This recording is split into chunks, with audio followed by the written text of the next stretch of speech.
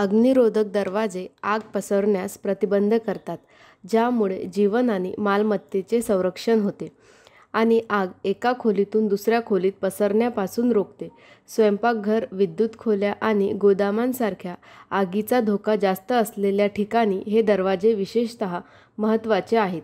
म्हणूनच आज मिडी म्हणजेच महाराष्ट्र इंडस्ट्रीज डेव्हलपमेंट इन्स्टिट्यूट तुमच्यासाठी अग्निरोधक दरवाजे निर्मिती व्यवसायावर एक औद्योगिक माहितीपट घेऊन आले आहे. Raw material: GI sheet, gypsum board, paper honeycomb core, glass wool, adhesives, powder coating paints, intumescent seals, packaging material. Plant and machinery: CNC hydraulic press brake, CNC laser cutting machine, welding machine, bench drill machine, powder coating booth, drying oven, buffing grinder. Process: सर्वप्रथम कच्चा माल अधिकृत विक्रेत्यांकडून खरेदी केला जातो.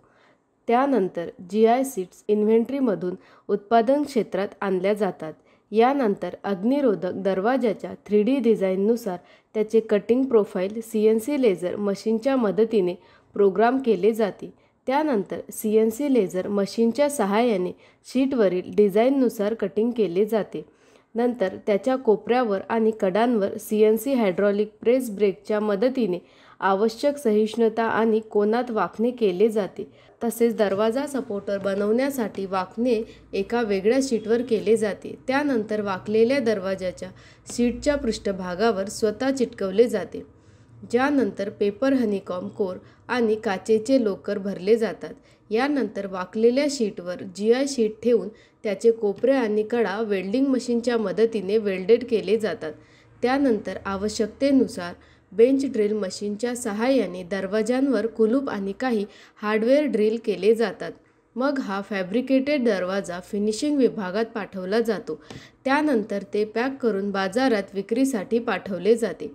अशा प्रकारे आज आपल्याला अग्निरोधक दरवाजे निर्मिती व्यवसायाची माहिती मिळाली.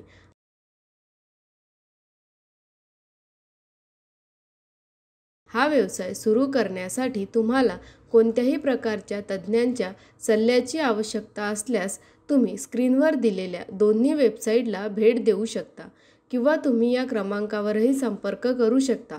अशा नवनवीन व्यवसाय कल्पनांसाठी आमचे YouTube चॅनल मिडी उद्योग विश्वला सबस्क्राईब करा आणि नोटिफिकेशन बेलवर क्लिक करा.